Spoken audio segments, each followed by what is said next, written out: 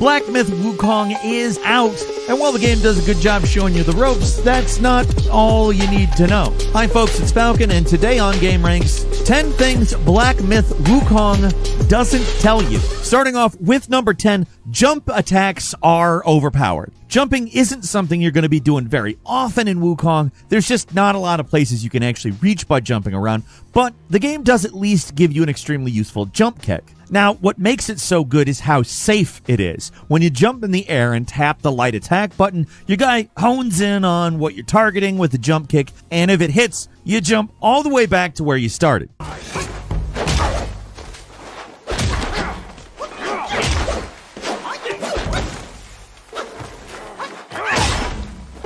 That makes this move very powerful when you're in situations where you need to deal with large groups of enemies and don't have any focus. You just spam jump attacks from a distance, build up your focus, and then follow up a jump attack with a heavy attack, and you can clear out most enemies, even the tougher ones, without a huge amount of effort.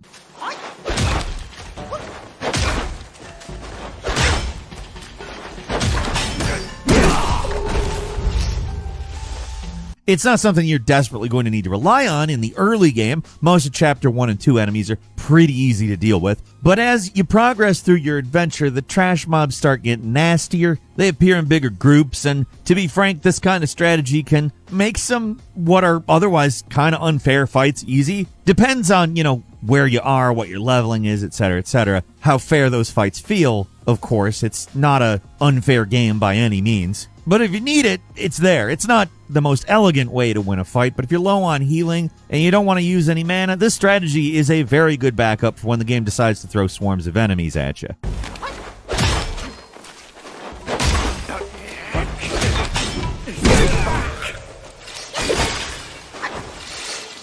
At number 9, here's some essential skills you should probably get first. There aren't a lot of skills you absolutely need in Wukong, but there are a few. With so many different abilities to unlock right from the start, picking the ones you actually need can be a little difficult, and many of the skill descriptions are a little confusing, so let's just cut through the bull and I'll tell you what you should invest your skills in first. The two places you really need to drop some sparks into first are Foundation and Staff Stances. Feel free to throw a few points into Magic also if you want, but those two things right there are where all the essential abilities really are. In Foundation, the first thing you're going to want to fill is the Stamina Tree. Deft Evasion's probably a requirement. It's just an improved dodge, so it becomes a lot easier to avoid damage, so get that right away.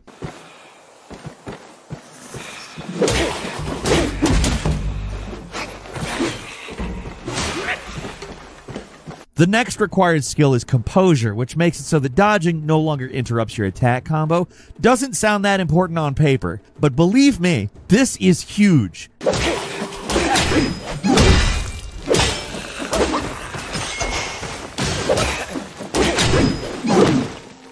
And I will get into more about that later. I don't want to bog down this section exactly with that. All three skills that improve the perfect dodge are also must-haves. Bold Move, Ephemeral Shadow, and Vengeful Mirage. Perfect dodges are what you're going to be doing all the time, whether you're trying to or not. So having these skills makes it so that even when you're dodging, you're still doing damage and building up focus.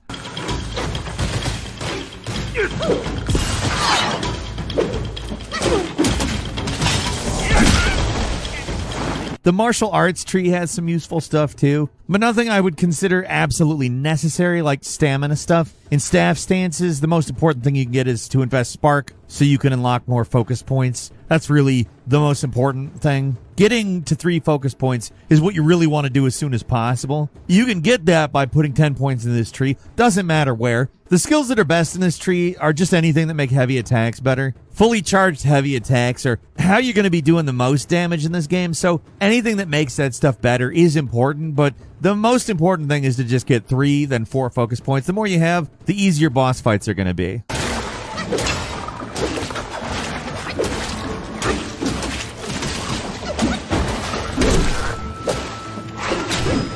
At number 8, don't forget to upgrade your gourd. The gourd is your lifeline in this game. but it is fairly weak. It's only got a few charges, and each charge only heals a paltry 33%. That might not feel too bad for the first few hours, but depending on your playstyle, it's going to hit you hard with a brick wall of difficulty starting in Chapter 2. So even the odds, and don't forget to upgrade the gourd. The guy who will actually do it appears in Chapter 1. You might think he'll show up again somewhere else, but no. If you want to improve your healing, you got to fast travel back to where he's hanging out. If you forget where he is, just travel to the Bamboo Grove, the Marsh of the White Mist, then look in the cave besides the wooden walkway. Well, well. I'd stake you're one more monkey from Mount Huaguo. I've met many of you. To increase your charges in the gourd, you need these items called fragrant vines, which are these golden-looking vines hanging off in special trees.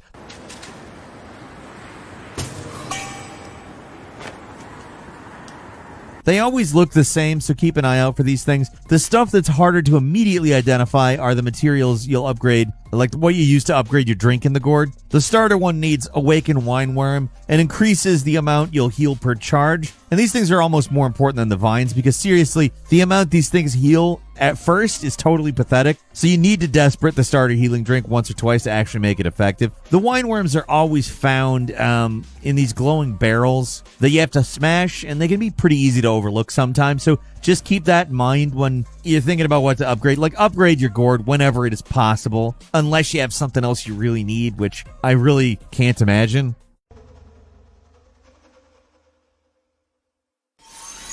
Now you can finally drink deep and full. And number 7, Pillar Form can be extremely useful against certain bosses. The thing about Pillar Form is that it's not quite as powerful as it seems, but that does not mean it is useless. Against certain bosses, it's crazy powerful. The thing that makes it so effective isn't just that you can avoid certain attacks, it's also got some crazy reach. Certain boss abilities can be completely nullified if you switch to Pillar Form and just wait it out. Anything that's ground-based or causes a ton of little projectiles to swarm you, also on the ground, can be completely ignored with a fully charged pillar attack. It doesn't work for everything, though. If it's an aerial homing attack or anything that's actually going to hit your staff, you might fall flat on your ass and take damage anyway. So the pillar is a lot more situational than it might seem at first, but really, when it works, it works. I've found this ability the most effective against large, fast-moving bosses, like the dragon in Chapter 3. Breath attacks do nothing while you're up in the air, and the crazy long reach of the heavy attack means that you're pretty much guaranteed a hit, and when you do hit, it'll leave the boss stunned a while. Best thing about charged heavy attacks is their ability to interrupt and stun bosses. Once you get the hang of using them, you can basically stun lock any given boss into paste. Yeah, the game gets so much easier when you really start getting used to generating and then spending focus as quickly and as often as possible.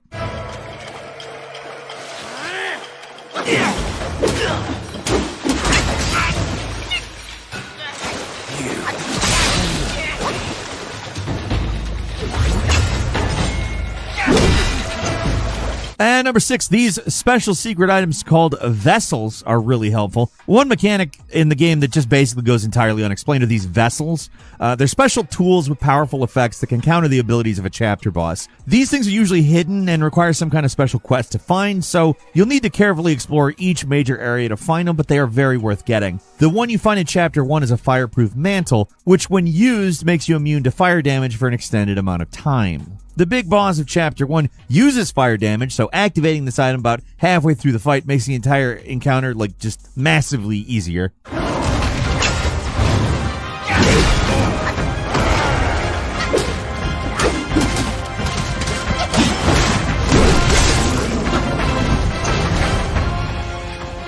To get it, all you need to do is ring the 3 bells in the mountain near certain boss fights. It's not hard to find them. At the time, I assumed they were just required for progression, but they're really not. It's totally optional. Ring all 3, and you'll be sent to a secret area with a special boss fight. Beat them, then examine the hanging corpse outside the 3rd bell to get the fireproof mantle. There's a similar item in Chapter 2 which can nullify the boss's tornado attacks, and more as the game goes on. Look for these things. They're really powerful buffs that are a little awkward to use. I mean, R2 plus clicking the left stick.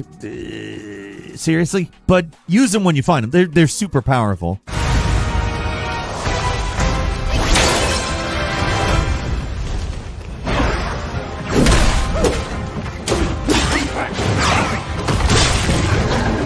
At number 5, spells can be game changers. The thing about spells is that it's tempting to just use them for free damage, but if you're casting Immobilize just to beat on a boss for a second, or Cloud Step simply to immediately attack, you're wasting mana. I've found more success using spells defensively rather than offensively. Save Immobilize for the times when you really need a breather to heal, or when you want to use a spirit attack. I wouldn't recommend relying on Immobilize though. Yeah, it is handy in a punch, but it's expensive mana-wise, and it takes a long time to recharge. On the other hand, Cloud Step is cheap, it recharges really fast, and best of all, it generates a clone that distracts enemies. That's what makes Cloud Step the best. It draws in homing attacks, it causes swarms of enemies to focus on it instead of you, and it can keep a boss busy while you're taking a second to heal. If there's one MVP spell in this game, it's Cloud Step. Upgrade that decoy as soon as possible and use the spell as often as possible to avoid attacks and get free hits in, because it's crazy how versatile and effective this thing is for how little the cost.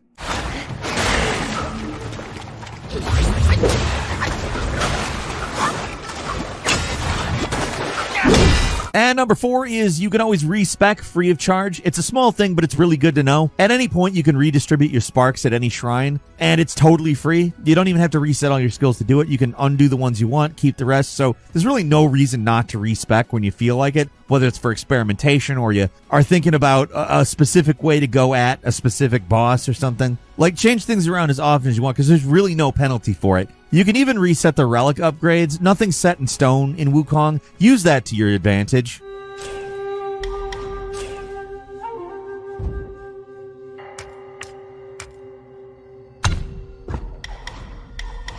And number 3, don't mash. It might sound dumb, but this is a simple tip that fundamentally changed how I was playing the game. At first, I was legitimately frustrated. The combat felt kind of imprecise. I wasn't dodging when I felt like I should have, and it was because I was mashing the attack button instead of carefully tapping it out.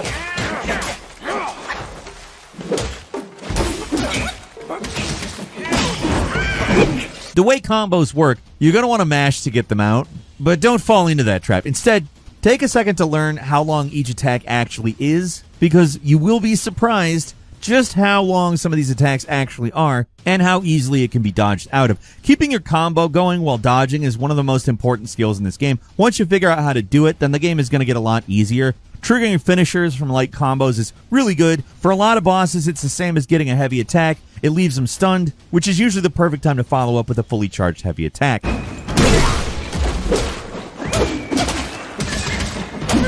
So, understanding what each part of the regular combo does look like is so important, and keeping the combo going with carefully timed dodges will make the bosses that originally gave you a hard time into total chumps.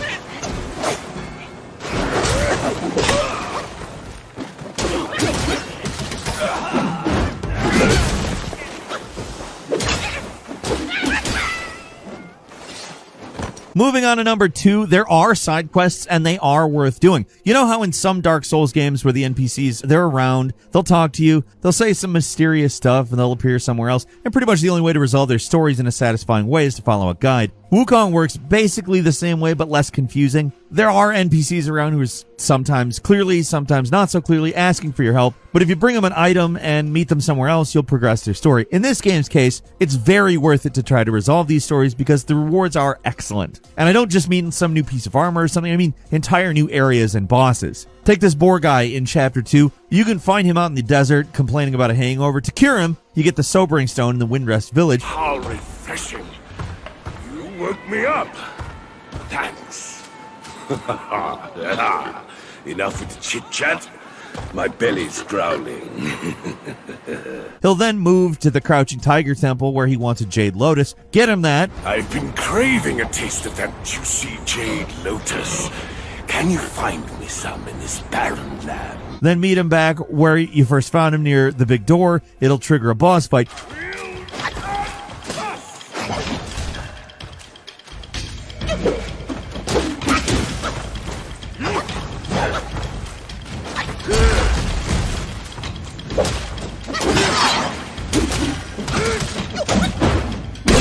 Beat him up and whisk you away to a new area with multiple new boss fights. It's a lot more than you normally expect for stuff like this, and he's not the only one like this, so when an NPC wants something, try to help him out.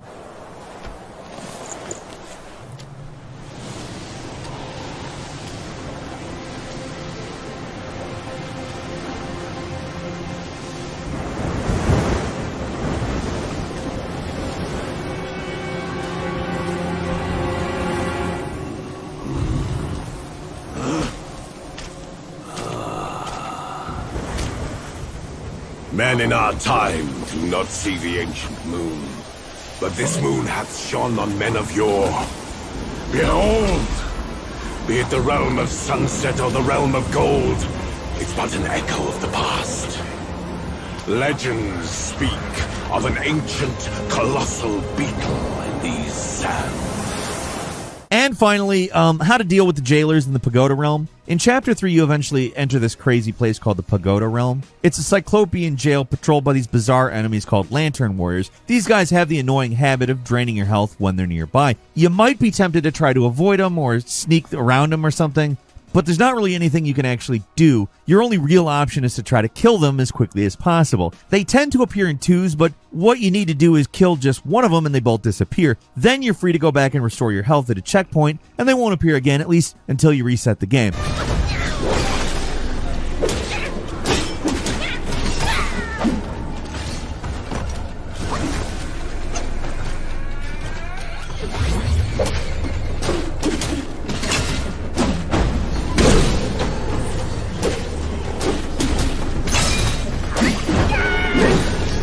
As intimidating as these guys look, they're not actually that aggressive, so don't be afraid to just go balls out on these guys. This whole section isn't as frustrating or as difficult as it may seem at first. Just kill these guys, get your health back at the shrine, and then move on. I hope that's going to make the game a little easier, and not in a cheesy way, but like in a way where you learn some things about the game and apply them.